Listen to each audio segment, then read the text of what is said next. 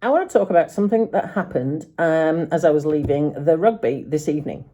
So I was coming out of one of the wheelchair exits, and this happened.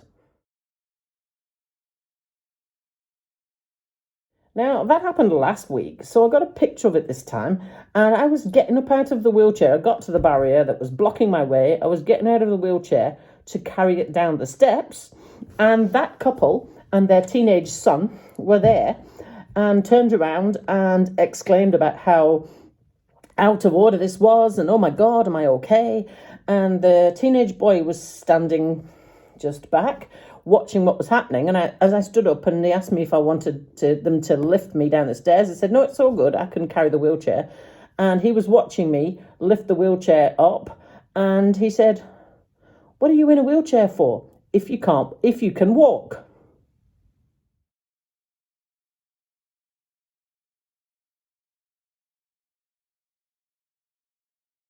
Now, that is a darn good question. And it's a question I'm sure a lot of people think but never ask. Now, of course, children always say exactly what they're thinking. And their parents said, oh my goodness, you don't ask that. Perhaps she's got something wrong with it that she can't walk very far. And the kid was like, and I said,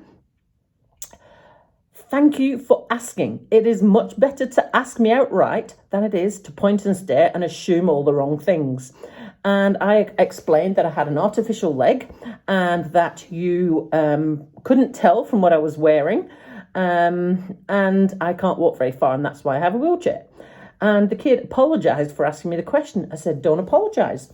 I'd rather you be upfront and ask me the question than be rude and have assumptions about something you don't know about. So, although it's not always appropriate just to come straight out and ask the question, I did on that occasion appreciate that he said it out loud rather than sometimes the whispers and the points and the stares and things like that I get.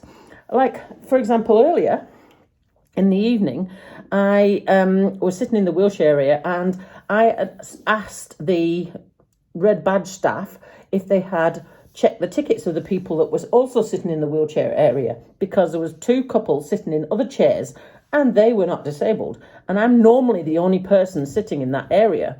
And she said she had checked and that they had booked the tickets but didn't realise they were in a wheelchair accessible area.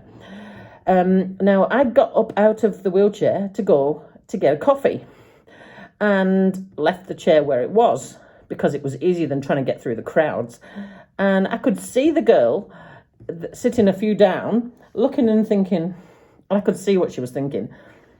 What's she sitting in a wheelchair for? She can get up and walk. Same as the kid. Now, the kid had the guts to ask me, and I gave him the answer.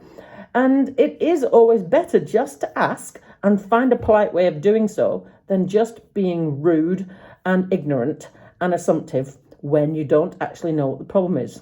So thank you to that kid and the parents. That was an awesome learning opportunity for him there this evening.